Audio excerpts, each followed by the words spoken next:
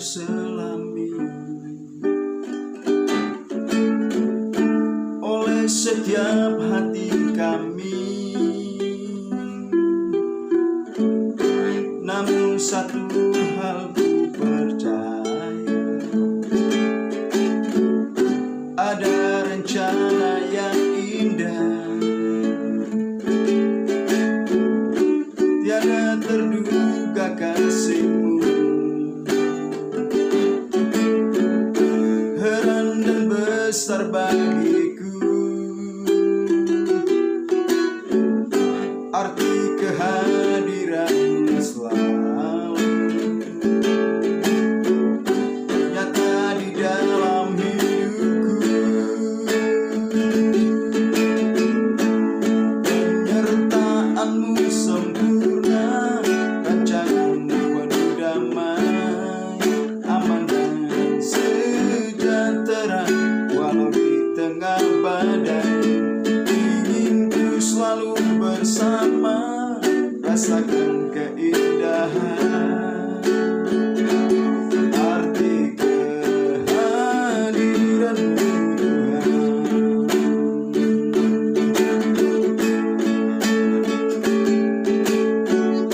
Jalan-Mu tak terselami oleh setiap hati kami. Namun satu hal ku percaya, ada rencana yang indah, tiada terduga kasih-Mu, heran dan besar bagiku, arti kehadiran-Mu selalu nyata di dalam hidupku. Penyertaan-Mu sempurna, rancangan-Mu penuh damai, aman dan sejahtera walau di tengah badai. Ingin ku selalu bersama, rasakan keindahan arti kehadiran-Mu Tuhan. Penyertaan-Mu sempurna, rancangan-Mu penuh damai, aman dan sejahtera walau di tengah badai. Ingin ku selalu bersama, rasakan keindahan arti kehadiran-Mu Tuhan. Arti kehadiran-Mu Tuhan. Arti kehadiran-Mu Tuhan. Bapa di surga, terima kasih buat penyertaan-Mu sempurna dalam kehidupan kami dimanapun kami berada. Engkau adalah Immanuel yang selalu bersama dengan kami dimanapun kami berada. Tuhan Yesus Kristus, Allah yang hidup, tidak pernah meninggalkan kami. Engkau Allah yang luar biasa, Allah yang selalu menolong menyertai kami. Penyertaan-Mu sempurna dalam seluruh keberadaan hidup kami Tuhan. Terima kasih Bapa di surga, terima kasih, dan sebentar hamba akan memberikan firman Tuhan. Biar urapi hamba-Mu, biar semua yang mendengarkannya sama-sama diberkati, disertai dan dipulihkan oleh Tuhan. Mengenal Tuhan dengan benar dalam seluruh keberadaan hidup kami. Terima kasih Bapa di surga, Tuhan ditinggikan dan dipermuliakan dalam seluruh keberadaan hidup kami. Dalam nama Tuhan Yesus Kristus hamba berdoa dan bersyukur. Haleluya. Amin. Shalom Bapak Ibu Saudara yang dikasihi Tuhan dimanapun kita berada.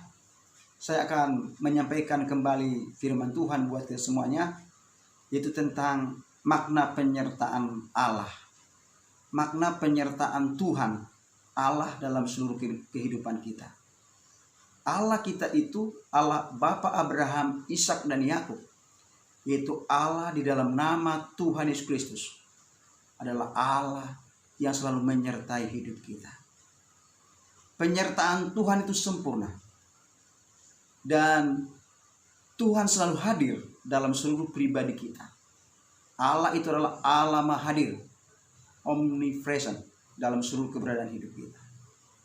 Oleh karena itu, Bapak Ibu Saudara yang dikasihi Tuhan, dimanapun kita berada, jangan pernah meragukan penyertaan Tuhan dalam seluruh keberadaan hidup kita.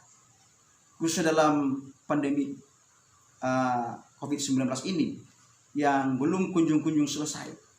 Kita harus yakin dan percaya bahwa penyertaan Tuhan ada dalam pribadi kita.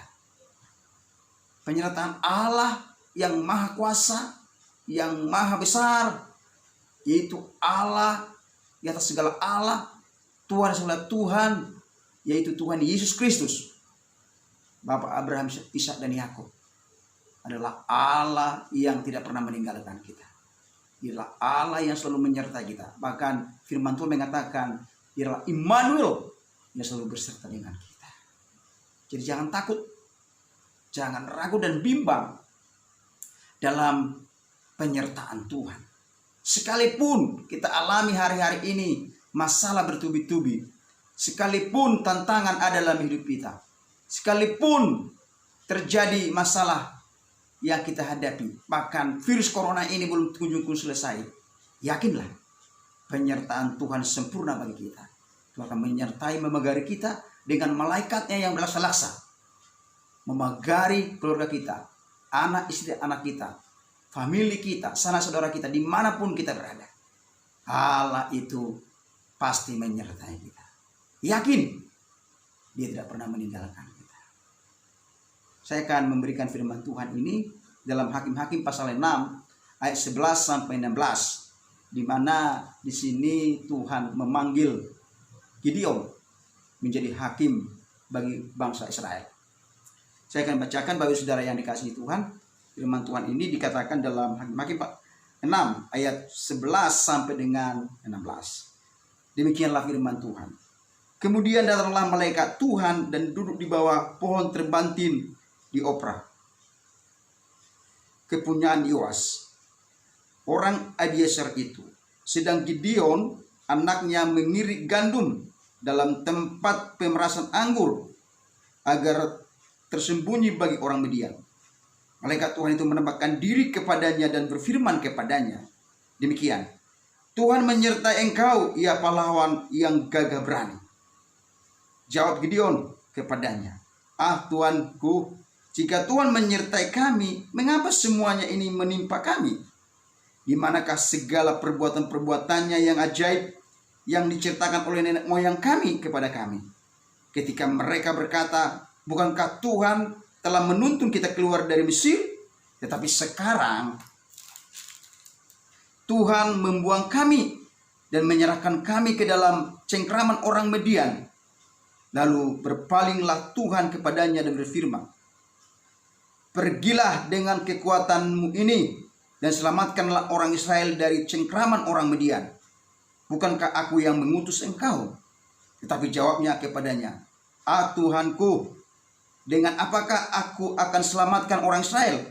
Ketahuilah, kaumku adalah yang paling kecil di antara suku Manase, dan aku pun seorang yang paling muda di antara kaum keluargaku. Berfirmanlah Tuhan kepadanya, tetapi akulah yang menyertai engkau, sebab itu engkau akan memukul kala orang Midian itu sampai habis. Tapi saudara yang dikasihi Tuhan, Tuhan mengutus Gideon menjadi hakim bagi bangsa Israel. Pada waktu itu bangsa Israel diperbudak, atau katakanlah dijajah oleh bangsa Midian. Dan mereka begitu menderita, begitu mereka sengsara dibuat oleh orang-orang Midian ini. Tetapi mereka berseru-seru kepada Tuhan Allah yang hidup. Maka Tuhan menyuruh Gideon membebaskan mereka dari jajahan atau dari siksaan yang dibuat oleh orang Midian itu.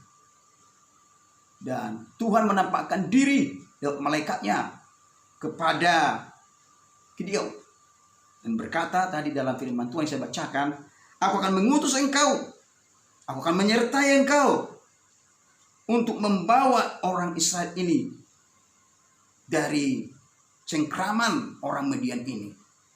Tetapi Gideon berkata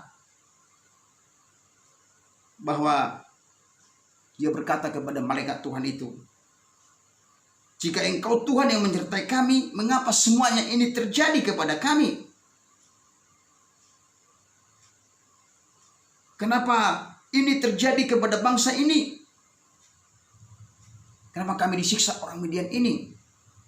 Jika Engkau adalah Allah kami yang membawa kami dari perbudakan Mesir, tetapi sekarang kami disiksa oleh orang Midian ini. Di mana Tuhan menyertai? Tuhan tidak menyertai kami." Ternyata Bapak Saudara yang dikasihi Tuhan, ketika bangsa Israel itu tidak di dalam Tuhan dan mereka memberontak kepada Tuhan, mereka menyembah kepada Baal-Baal, menyembah kepada berhala-berhala, tidak percaya lagi kepada Tuhan Allah yang hidup, maka penyertaan Tuhan tidak ada bagi mereka. Demikian dengan kita, ketika kita tidak lagi menyembah Tuhan, tidak mengiring Tuhan, setia tidak taat kepadanya, kita beralih dari Tuhan, penyertaan Tuhan tidak akan kita rasakan. Kita jauh dari Tuhan, kita menduakan Tuhan, bahkan meninggalkan Tuhan, penyertaan Tuhan tidak akan kita rasakan. Sekalipun dulu kita mengalami penyertaan Tuhan yang luar biasa, seperti yang lain oleh bangsa Israel ini. Tapi ketika mereka berseru, Tuhan tinggal diam. Tuhan akan menolong dan menyertai mereka. Karena Allah kita itu adalah Allah yang maha besar, maha ajaib dan maha perkasa, luar biasa. Tidak ada Allah yang seperti Dia. Mari kita belajar, Bapak Saudara yang dikasihi Tuhan, apa makna penyertaan Tuhan dalam diri kita. Yang pertama, Bapak Saudara yang dikasihi Tuhan, penyertaan Tuhan Allah itu tidak membuat segala sesuatu mudah, tetapi indah pada waktunya. Tidak membuat segala sesuatu mudah menjadi mudah, tetapi indah pada waktunya. Ya, 11 tadi dikatakan itu. Ketika Tuhan datang menghampiri oleh Gideon, "Aku akan menyertai engkau, menyertai umat Israel." Tetapi apa yang dikatakan oleh Gideon? "Mana buktinya kalau Tuhan menyertai kami? Kenapa kami diperbudak orang Mesir ini, Midian ini?" Kemudian datanglah firman Tuhan dan berkata kepadanya, "Jangan ragu dan bimbang. Aku akan membebaskan umat Israel dari jajahan, dari perbudakan Midian itu." Artinya apa di situ, Bapak Saudara yang dikasihi Tuhan? Allah menyertai bangsa Israel bukan berarti bangsa Israel itu bebas dari permasalahan. Bukan berarti bangsa Israel itu tidak ada ancaman dan tidak ada peperangan, tidak ada hambatan-hambatan yang dialami. Bukan berarti tidak ada lagi tantangan masalah ketika Allah menyertai bangsa Israel. Bahkan sejak zaman Musa membawa Israel dari Mesir menuju tanah Kanaan tidak mudah. Pasti banyak tantangan, problema, dan masalah yang mereka hadapi. Ketika di Mesir, mereka diperbudak oleh bangsa Mesir, oleh Firaun. Allah menyertai mereka di sana. Tapi bukan berarti tidak ada masalah persoalan.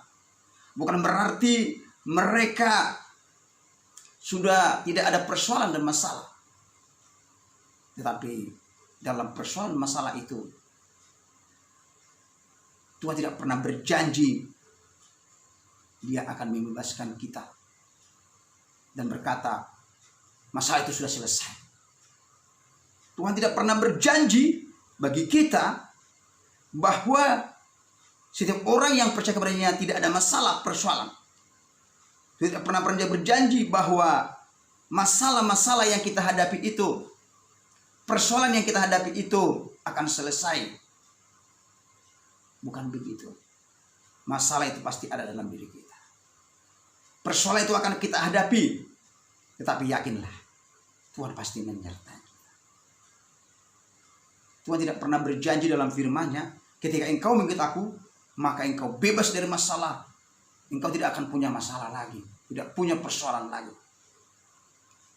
Tidak. Tuhan berkata apa? Jika engkau mengikut aku, pikulah kuk yang kupasang. Pikulah kuk yang kupasang itu, dan bebanmu pun enak dan ringan. Itu adalah suatu masalah persoalan. Dan engkau akan menyangkal diri, mengikul salib, ikut aku. Itu firman Tuhan, bukan berarti dia sudah bebas. Sama seperti murid Tuhan Yesus 12 itu. Sudah bersama dengan Yesus, dipikir tidak ada masalah. Ada masalah persoalan. Ketika mereka naik perahu, dan Yesus bersama dengan mereka, tapi perahu itu digoncang oleh angin topan. Artinya apa? Tuhan Yesus tidak pernah berjanji, Allah tidak berjanji dalam hidup kita. Ketika percaya tidak ada masalah itu. Tidak. Pasti ada persoalan, masalah. Yesus Kristus juga punya masalah ketika di dunia. Dia disalibkan. Dia dibenci, diolok oleh orang-orang Farisi dan Taurat. Persoalan.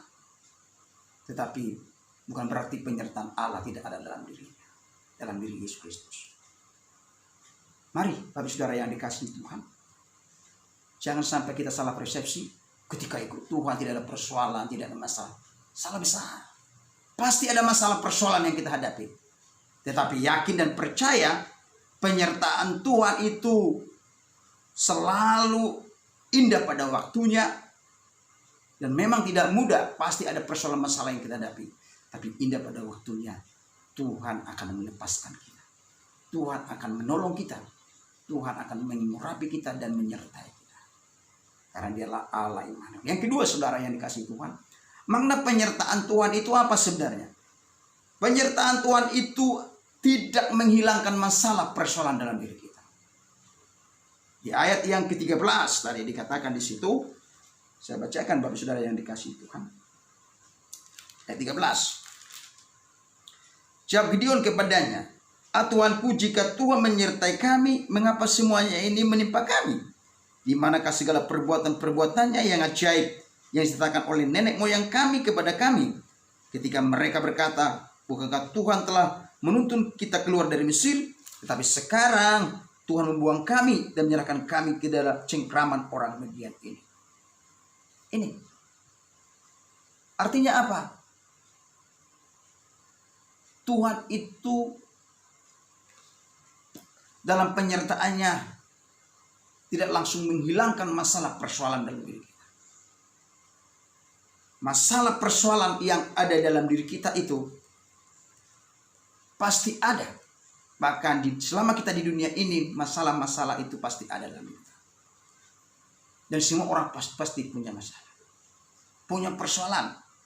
Tapi yakinlah, dalam persoalan-persoalan yang kita hadapi itu, Tuhan akan memampukan kita untuk menyelesaikan. Tuhan akan memberikan kekuatan bagi kita untuk menyelesaikan masalah itu. Kenapa masalah itu ada dalam diri kita?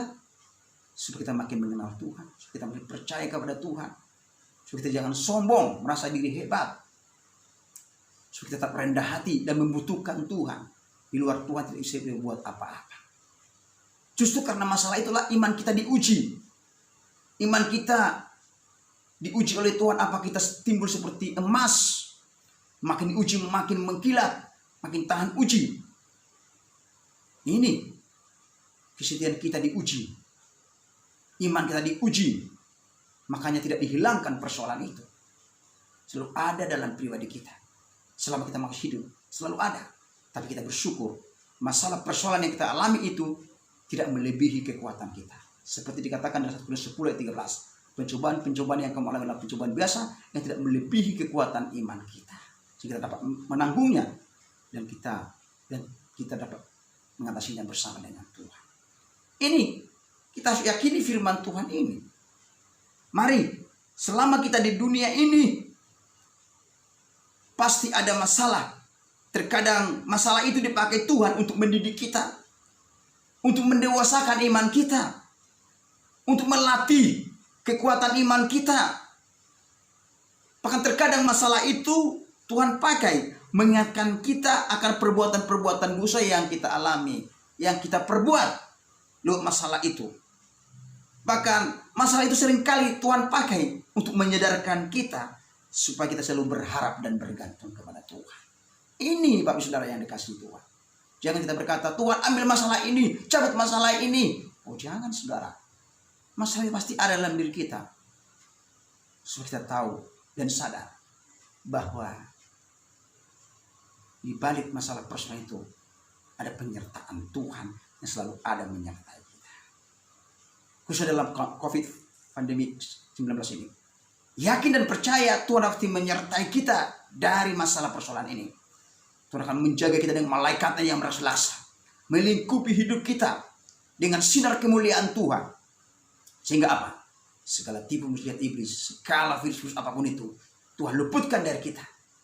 Dan kita yakin dan percaya bahwa penyertaan Tuhan sempurna menyertai kita, menyertai keluarga kita, saudara kita, famili kita, dimanapun kita berada.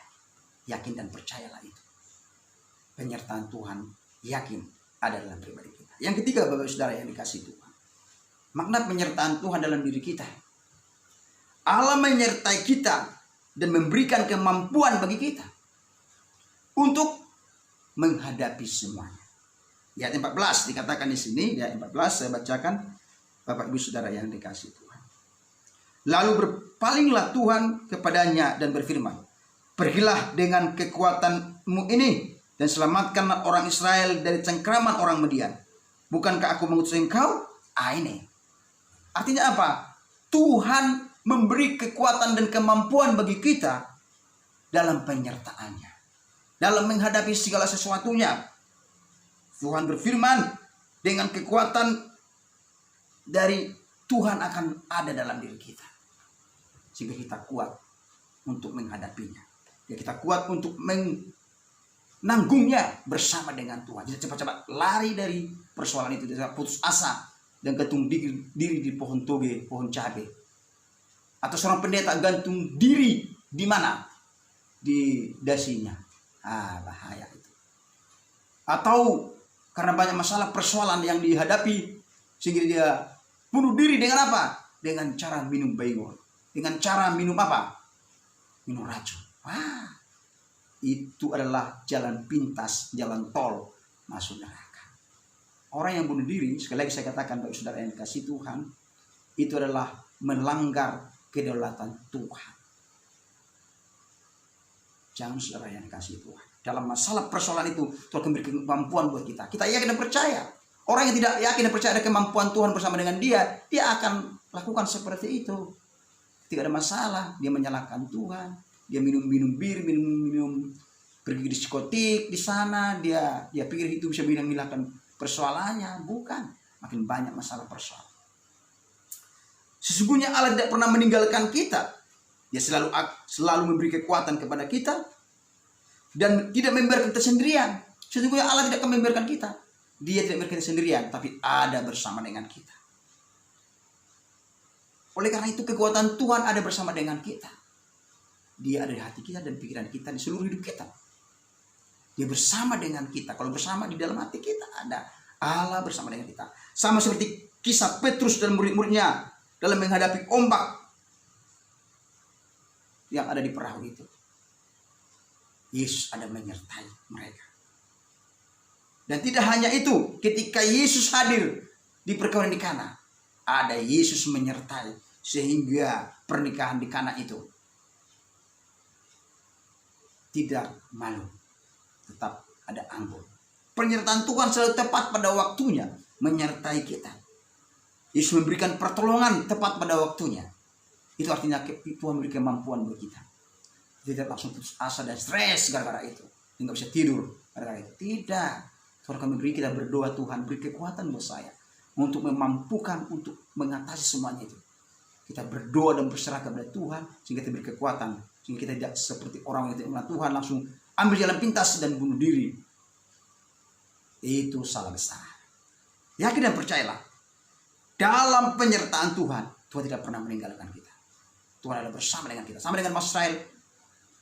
Katakan kepada Gideon, aku akan menyertai engkau dengan kekuatan ini. Yakin dan percaya. Itu Bapak Saudara yang dikasih. Yang terakhir, Bapak Saudara yang dikasih Tuhan dimanapun berada, penyertaan Tuhan akan menjamin kita untuk menyelesaikan persoalan masalah hidup kita.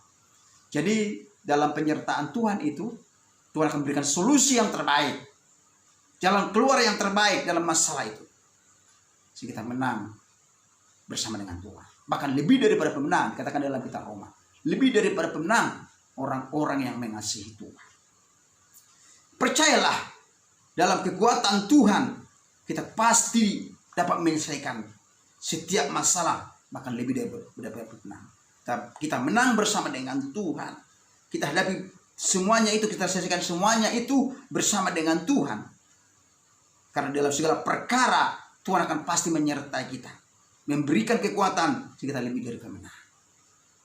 Oleh karena itu, saudara yang dikasih Tuhan, jangan pernah meragukan firman Tuhan dalam hidup kita. Kita yakin dan percaya kita pasti menang bersama dengan Tuhan. Penyertaan Tuhan itu sempurna bagi kita. Jangan kita meragukannya. Dalam masalah itu pasti diselesaikan oleh Tuhan. Kita berserah, bergantung kepada Tuhan. Contoh, saudara, ketika ada sakit penyakit, kita berserah, berdoa yakin dengan iman, maka Tuhan menyembuhkan. Contoh, kalau kita ada persoalan masalah keluarga, kita yakin dan percaya Tuhan memulihkan keluarga kita, suami kita, istri kita, anak kita, ekonomi kita, apapun itu yang terjadi dalam hidup kita, yakin dan percaya Tuhan akan menjamin memberikan penyelesaian dalam setiap persoalan kita. Itu yang saya bagikan bagi saudara yang dikasihi Tuhan. Mari yakin dan percayalah dalam hari-hari ini yang kita hadapi hari-hari ini, penyertaan Tuhan tidak pernah terlambat bagi kita untuk menyertai kita. Tepat pada waktunya Tuhan akan menyertai kita. Kita akan ditebus oleh darah Yesus Kristus, tujuh roh kita dipagari, disertai oleh Tuhan. Yakini firman ini, yakini firman Tuhan, maka apapun yang kita hadapi dan alami dalam hidup ini, selama kita di dunia ini, Tuhan tidak akan membiarkan kita sendiri, dan Tuhan beserta dengan kita, sehingga apapun yang kita alami, kita kuat dan tabah menghadapinya. Haleluya. Demikianlah firman Tuhan. Biar Roh Kudus menerjemahkan buat kita mengerti rahasia kebenaran firman Tuhan ini. Tuhan memberikan pengetahuan buat kita bahwa makna penyertaan Tuhan itu selalu bersama dengan kita. Bukan berarti ketika kita percaya Tuhan, mengenal Tuhan, masalah sudah selesai, bukan. Tapi masalah itu pasti ada, dan kita mampu mengatasinya bersama dengan Tuhan, sehingga iman kita kuat dan teguh di dalam Tuhan. Amin firman Tuhan. Terima kasih Bapa di surga, terima kasih Tuhan Yesus Kristus, buatlah firman-Mu menjadi rema bagi kami, kekuatan iman kami, sehingga kami tidak ragu lagi dalam mengiring dan menyertai Tuhan. Dalam setiap aspek kehidupan kami yakin dan percaya Tuhan memelihara kami dalam segala apapun yang terjadi, baik dalam masalah-masalah sakit penyakit, masalah-masalah ekonomi keuangan, masalah-masalah anak, masalah-masalah persoalan dalam pekerjaan apapun, pelayanan apapun, Tuhan akan menyertai kami dengan sempurna. Terima kasih Bapa di surga, terima kasih berkati semua umat dimanapun berada, sehingga mereka yakin dan percaya penyertaan Tuhan selalu ada bersama dengan mereka. Engkau Immanuel yang selalu bersama dengan mereka. Terima kasih Bapa, terima kasih Tuhan Yesus. Sambil berdoa, yang sakit disembuhkan, yang lemah dikuatkan, yang susah dihiburkan, yang terikat oleh kuasa kegelapan dibebaskan, diberikan oleh kuasa nama Tuhan Kristus. Bahkan orang-orang yang kena virus corona, dalam nama Tuhan Yesus Kristus disembuhkan oleh Tuhan Yesus Kristus. Engkau Yehova Rafa yang menyembuhkan, Engkau Yehova Jireh yang mencukupkan, Engkau Yehova Shalom memberikan damai sejahtera. Engkau Allah yang luar biasa, jadi yang seperti Engkau Tuhan. Setiap lidah mengaku, berlutut bertelut, Yesus Kristus adalah Tuhan yang hidup, yang sanggup memberikan kemenangan bagi kami. Terima kasih Bapa, terpujilah Engkau selama-lamanya. Dalam nama Tuhan Yesus Kristus sampai berdoa. Haleluya.